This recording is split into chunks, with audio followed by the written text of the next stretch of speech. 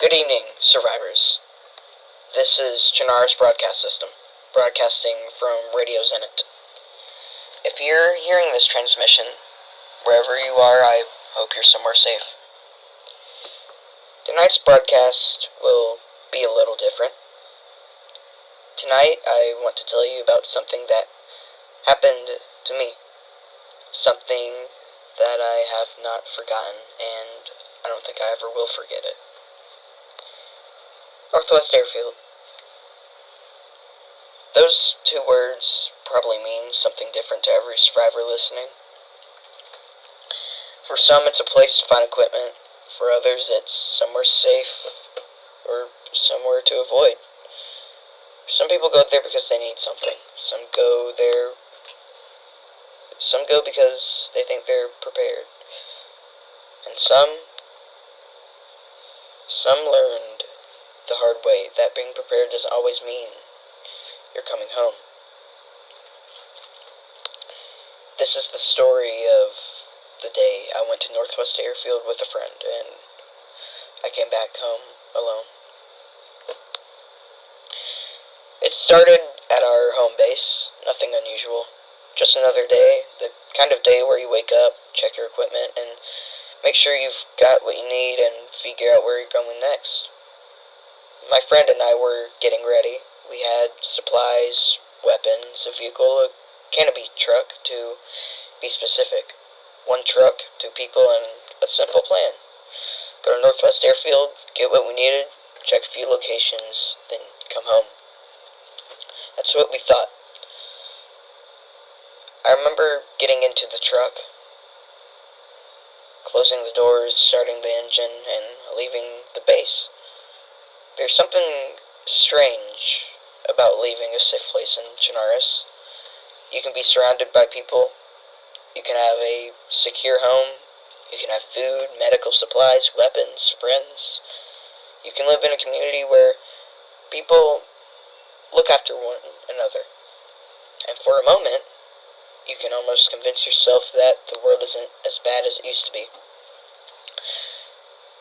Then you open a gate, drive onto the road, and you're reminded, this world doesn't care how comfortable your home is. Once you leave it, you're on your own. We drove for about 10 minutes.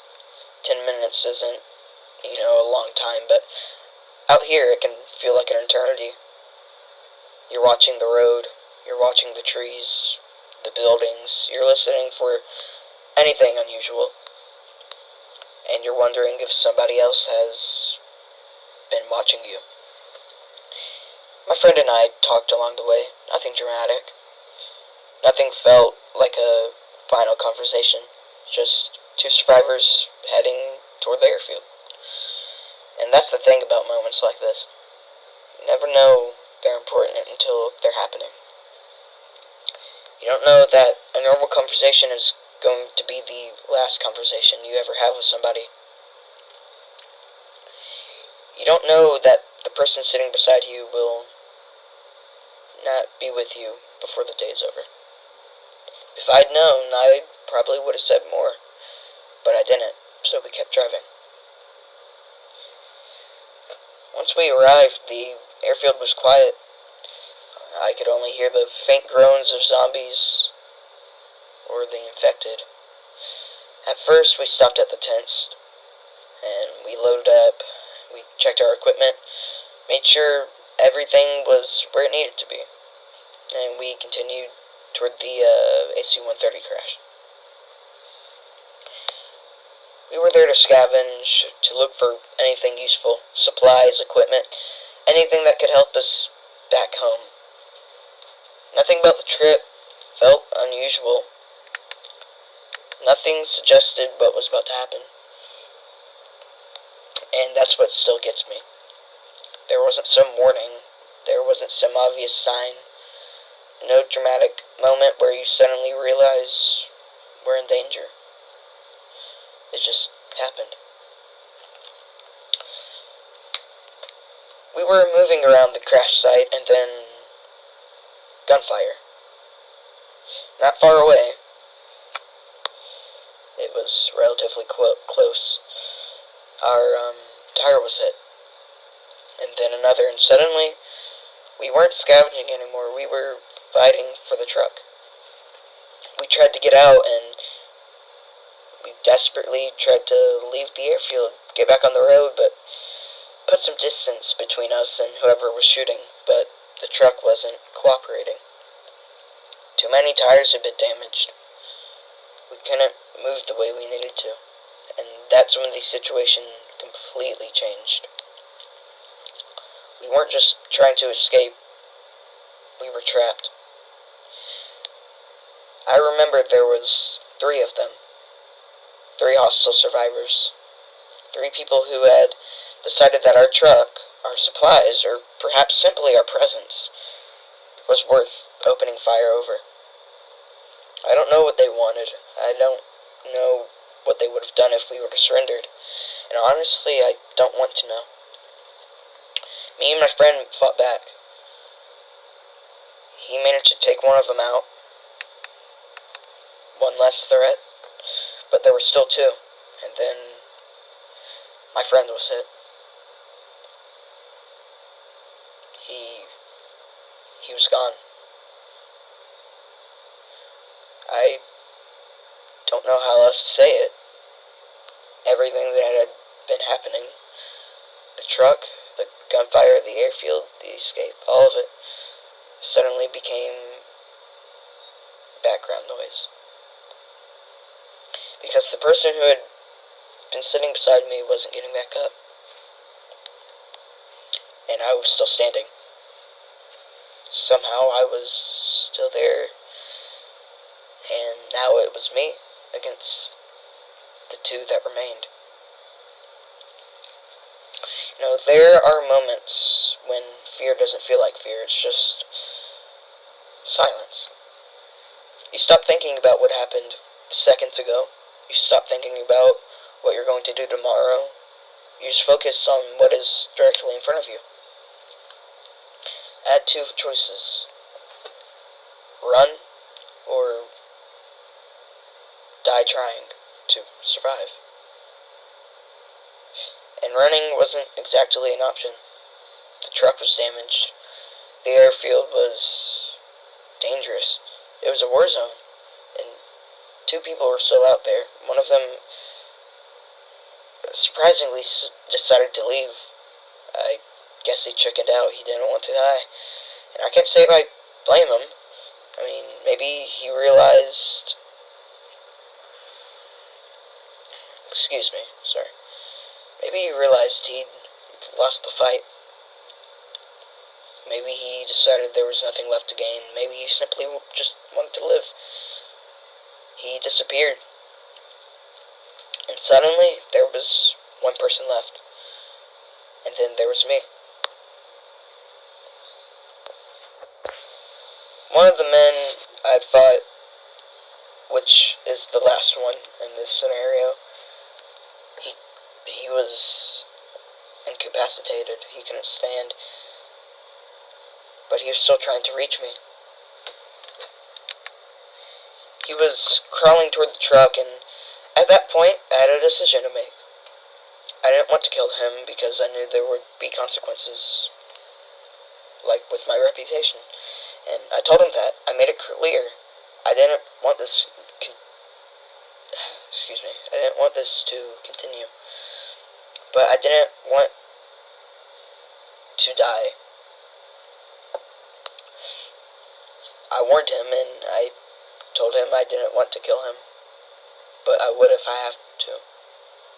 And for a moment, I thought maybe he understood. Maybe this could end. Maybe we'd both walk away. But then he tried to get into the truck. The same truck we'd been trying to escape in. The same truck that belonged to me and my friend. And at that moment, I realized the situation wasn't over. And I had to make a choice. I made it. He didn't walk away. And then there was nothing. No gunfire, no shouting, no engines, just the faint groaning of the infected. birds chirping the breeze. It was quiet again. I stood there, and it finally hit me. My friend was gone. I was alive, and I was alone.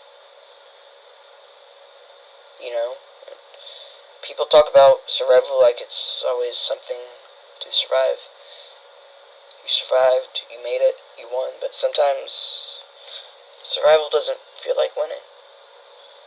Sometimes surviving means you're the only one left standing. And you're looking at the place where your friend once was, knowing that they're not going to come back.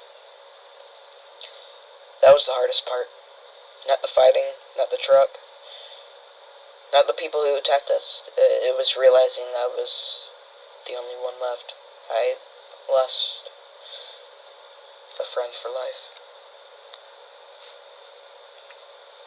Eventually, the backup that I had called in about 7 minutes ago, back when this was happening, or they finally arrived, I wasn't alone anymore. People came to help. For the first time since the shooting started, I could breathe. We repaired the truck, got it moving again, and I was left shaken. We scavenged what was left. Equipment, supplies, anything useful. The practical part of survival took over. That's what happens out here. You can lose someone, and 5 minutes later you're checking a vehicle for spare parts. You can experience something that changes you, and then you have to figure out how to get home. There's no time to stop. There's no time to sit around asking why. You still need food. You still need water, shelter. You still need to get back before night. So we worked for about 2 hours, repaired the truck, and we gathered what we could, and eventually we left. The drive home felt different. The same roads, same trees, same landscape, but I didn't feel the same. I had kept thinking about the person who had been sitting beside me earlier that day. We left together, and we were supposed to come back together. And now I was driving back home alone. That's when I really understood something. Home doesn't make the world safe. This community, no matter how safe it feels here in Chernarus, it's still not going to be safe here. Friends don't make the world safe, they just make it better. They give you people to come home to. They give you people to trust. They give you somewhere worth protecting. But once you leave those walls, you have to remember what kind of world you're living in.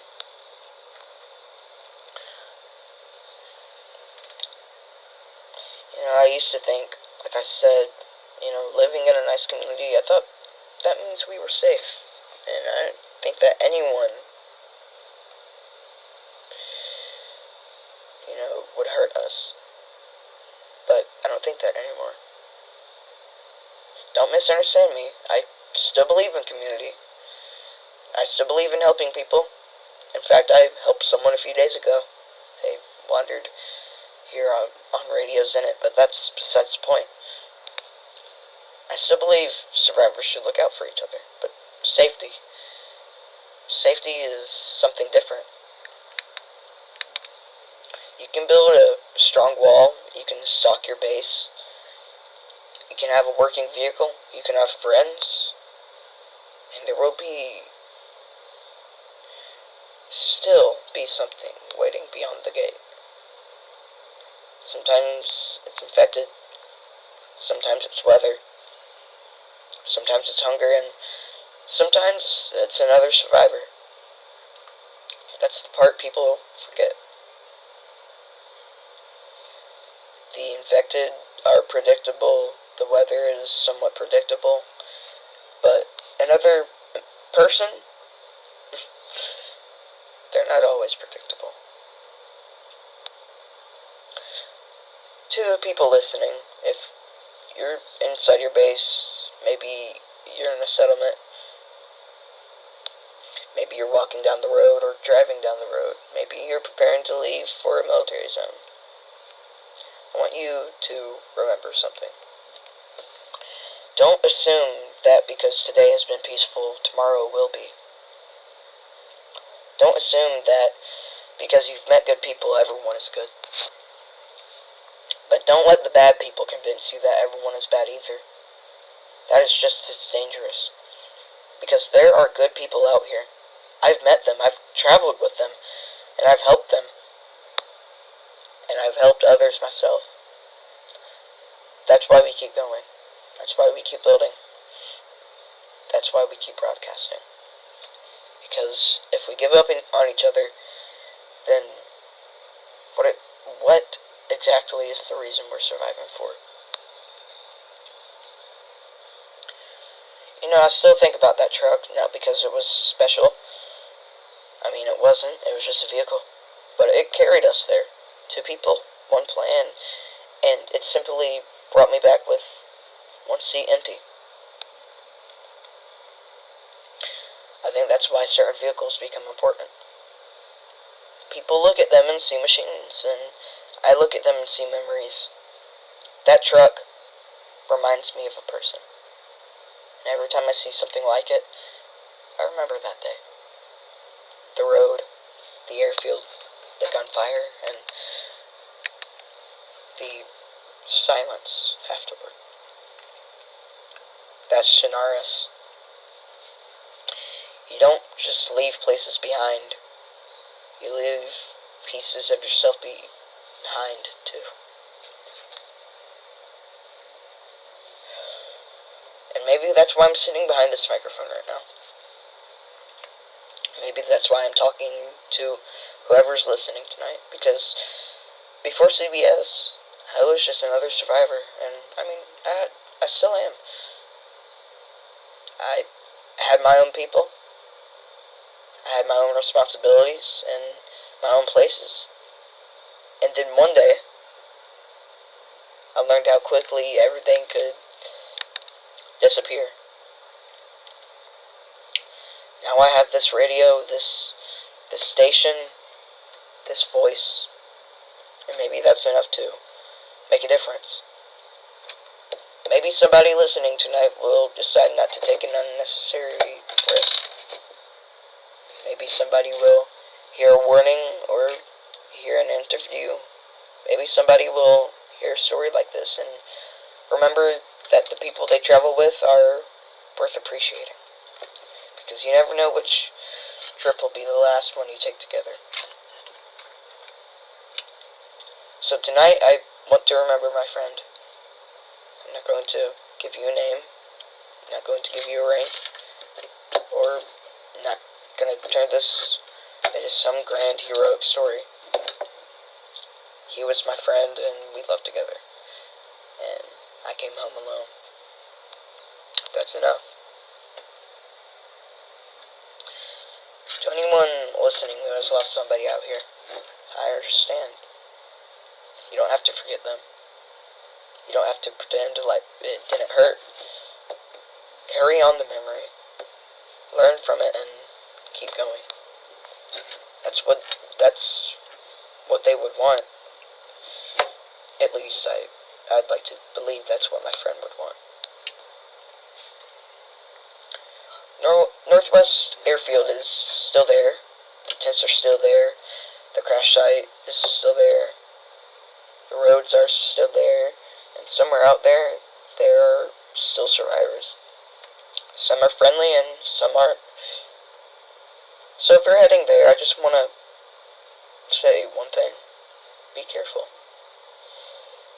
Watch the roads. Watch your surroundings. And don't assume that silence means you're alone. Because almost all the time, silence means there's someone waiting.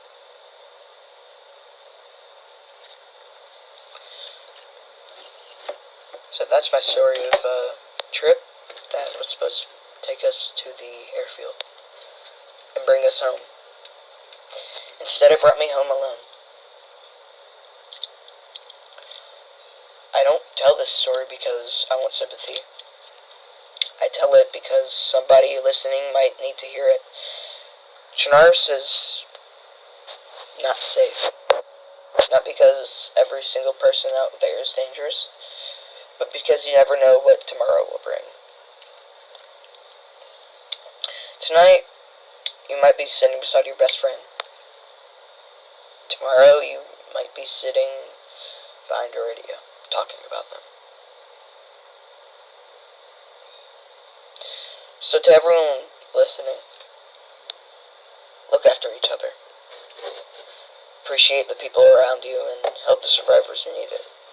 And when you leave your home, remember that the walls behind you aren't the only thing keeping you alive. It's the people that stand beside you. The people who stand with you. The people who come looking when you don't come home. And sometimes the people you don't even know yet. This is Chernarus Broadcast System, broadcasting from Radio Zenit. Tonight's broadcast was dedicated to a survivor who never made it home, and was a true story. Wherever you are, buddy, I hope you found somewhere peaceful. And to everyone still out there,